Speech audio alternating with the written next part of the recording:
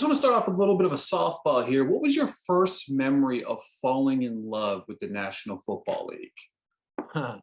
Well, the first Super Bowl I remember any bit of was the '86 Giants-Broncos Super Bowl 21. I grew up in upstate New York, so I was surrounded by some Giants fans, and the fact that they were good when I was a child, those two things intersected and made me a Giant fan for life. I have a Bill Parcells cutout here on the other side of the screen. You can't see it, but yeah, I think that first Super Bowl, and then that team remained good for at least the next few years. Went to the Super Bowl again in '90, of course. That kind of probably sparked my interest in love in pro football. We're into season 2 of NFL Icons, a docuseries that celebrates the biggest names in the history of pro football. When it comes to making an episode or planning an episode of the show, what does that preparation look like from the ground up?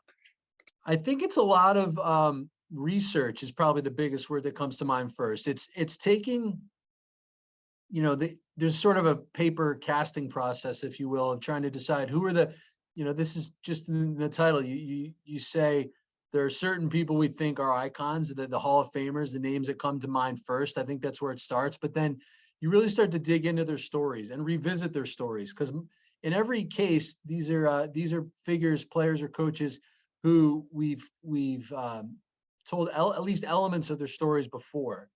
So I think it's always good to start with those and see which moments are still a big deal, and what maybe are some areas where there's still some meat on the bone, where we can dig deeper and find new things about them that either they've never talked about, or we've never investigated, or footage we've captured from back in the day that we've never used, and maybe there's a new reason that it's become more relevant.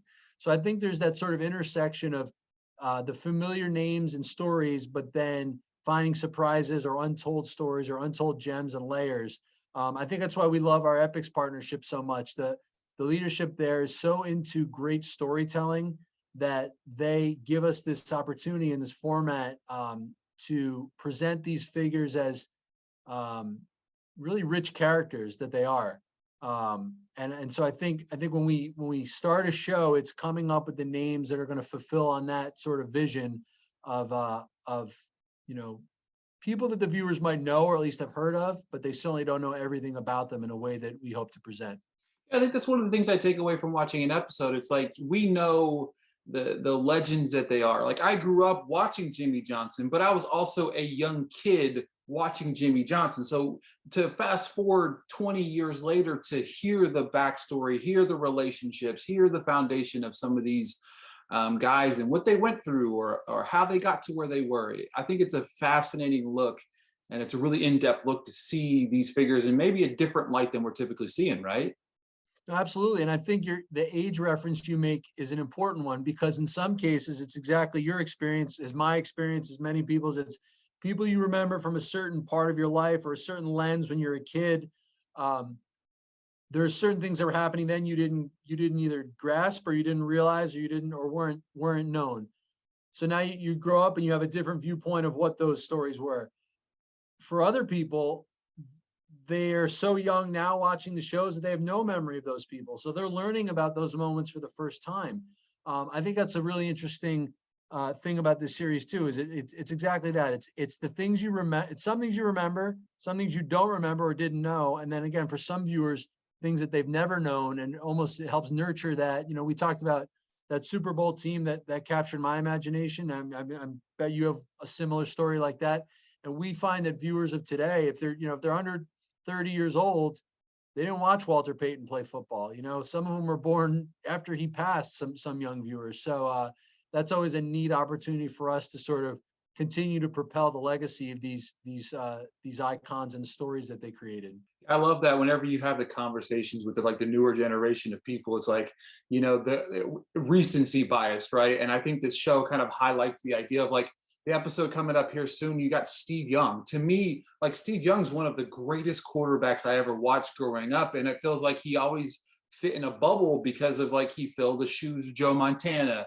And it kind of highlights these guys. And it's like, all right, yeah, these guys running around throwing the ball 50, 60 yards is great, but Steve Young was doing that way before you guys even know who, Patrick Mahomes even was in the NFL. So I think I love that.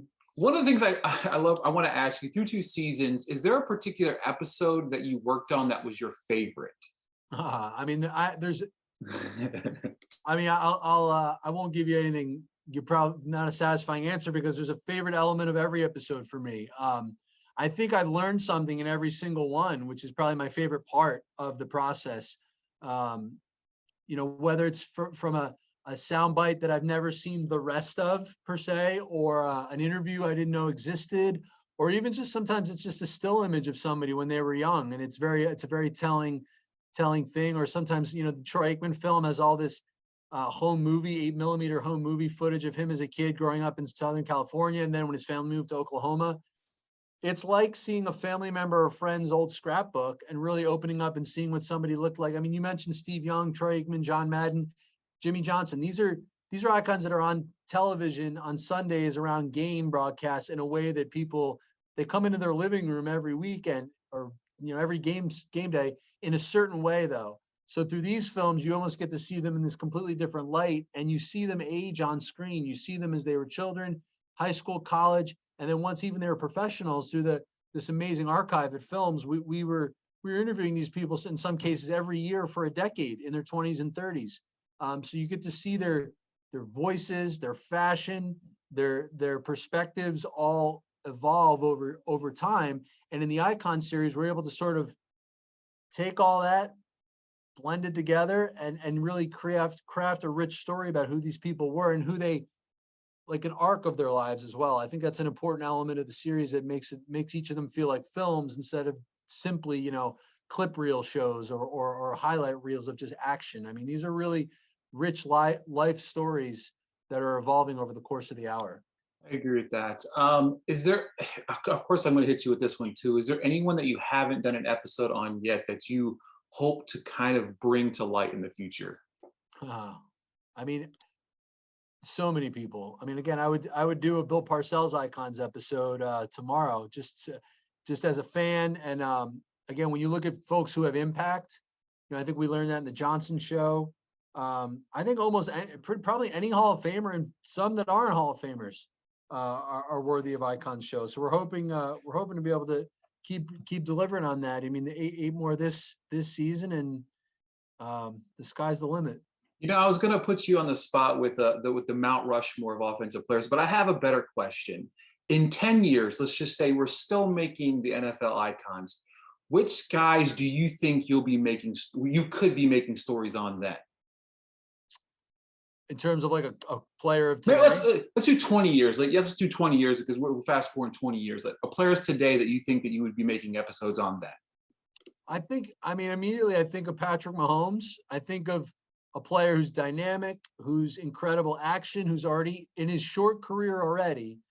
He's had so much rich story, be it coming out of Texas Tech and the offense that he ran there, be it sitting for a year under Andy Reid or behind Alex Smith under Andy Reid, which is something people forget. Quarterbacks get drafted and people want them to start right away.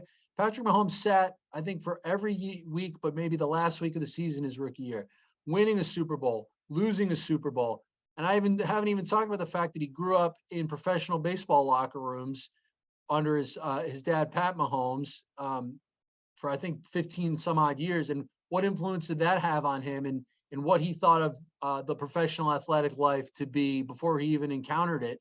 And then I think he's just starting to scratch the surface of the impact he's going to have away from the field, be it with business ventures or community efforts. So I mean, I don't even know how old he is, 25, 26 years old. So you think about that much story in a short amount of time and then extrapolate it out. I mean, there's a decent chance he's in 20 years, there's going to be a lot more chapters to his story that are worth diving into. I totally agree. Yeah, he's such a fascinating figure all the way around. It's like he's become this revolutionary, larger than life character in front of our eyes. And you're right, he's still very young. Like, if he has even half the career of like a Brady, we're talking about 10 more years of Patrick Mahomes on our television on Sunday. So that's exciting. Last question before we go. How do you feel about your Giants, man? Well, very exciting. It's funny, Brian Daboll, seeing him dance in the locker room 2 straight weeks and hearing all the great, not just the stories that are being written, but when you hear the players talk with such passion and energy about a coach, And again, as a filmmaker and a storyteller, you start to sort of either kind of go back in your brain and say, what do I already know about him? And what do I remember? And what questions do I have? I mean, he's had an incredible journey already. Just recently, again, with Buffalo, the impact that he had on building that team into what, many people's Super Bowl favorite for this year. I mean, the stops in New England, the beginning of his career interacting with Nick Saban and Bill Belichick, going back to Alabama and being part of the championship program there. I mean, that's a guy that hopefully as a Giant fan adds another Super Bowl trophy to their shelves, and then of course burnishes his own story, and then you're diving into that and going, how did all this happen? That's sort of, it's always watching the game both as a fan and what's happening in the moment, and here sort of because of our training going, what more do I want to know, and how am I going to tell that story if I ever get the opportunity?